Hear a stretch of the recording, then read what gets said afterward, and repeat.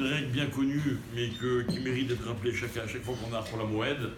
À Chol HaMoed, on n'a pas le droit de travailler, on n'a pas le droit de faire des melachot.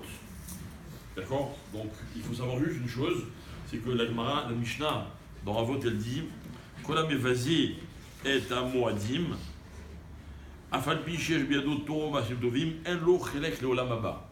Une personne qui dénigre les Moadim, les fêtes, même si c'est quelqu'un qui a beaucoup étudié la Torah, qui a fait plein de mitzvot, il risque de perdre son monde futur.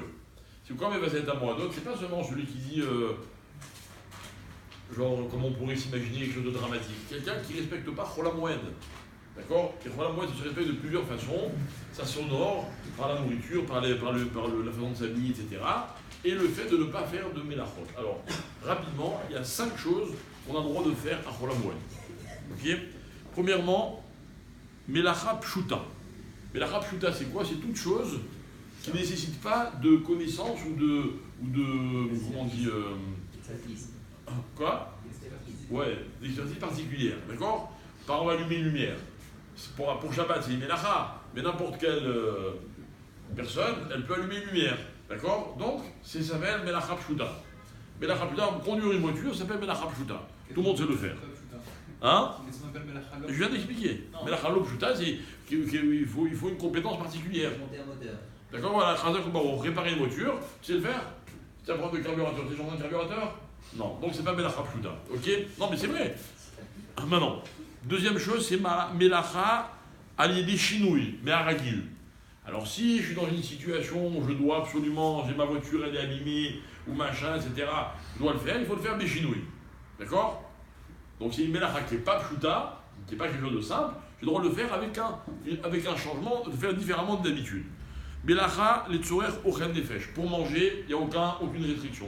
J'ai le droit d'aller acheter, de planter, de cueillir, de cuire, tout ce que vous voulez. Melacha, quatrième chose, les tzorer HaMoed. Pour les prochaines fêtes, j'ai le droit aussi de faire tout ce qui est nécessaire pour que je puisse passer Yom Tov convenablement. Et enfin, dernière chose, la cinquième, Davar HaAved. C'est quoi Davar HaAved? C'est si je risque de perdre quelque chose d'important si je ne fais pas tel ou tel travail, les Chachamim nous ont autorisé qu'on fasse Davar HaAved. Ok? Donc, alors après évidemment, il faut bien demander qu'est-ce que c'est Davar HaAved. Ok? Parce que si vous voulez me dire. C'est financier ou c'est. Non, justement, chaque travail peut être Davar HaAved. Je perds quelque chose. Alors qu'est-ce que c'est perdre, pas perdre? C'est pour ça que je vous conseille de demander, à chaque fois que vous avez un doute, de demander à un Rav.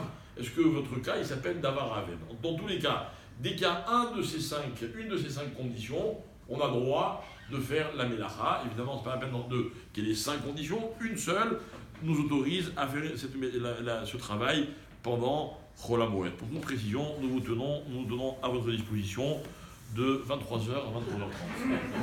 Bon,